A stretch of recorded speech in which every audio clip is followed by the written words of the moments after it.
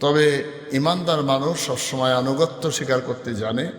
আল্লাহ বলেছেন, আল্লাযীনা ইযা আসাবাতুহুম মুসিবা ক্বালু ইন্না লিল্লাহি ওয়া ইন্না ইলাইহি রাজিউন।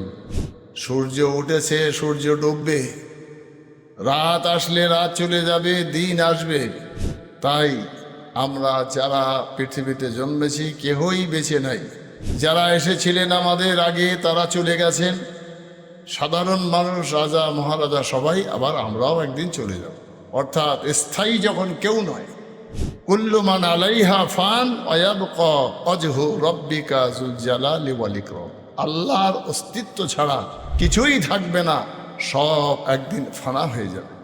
তাই বিপদ আপদ মুসিবত পরিস্থিতি পরিবেশ যখন যেভাবে হবে সেইভাবে মানিয়ে নেওয়া এবং ধৈর্য সহকারে বলা, ইন্না লিল্লাহি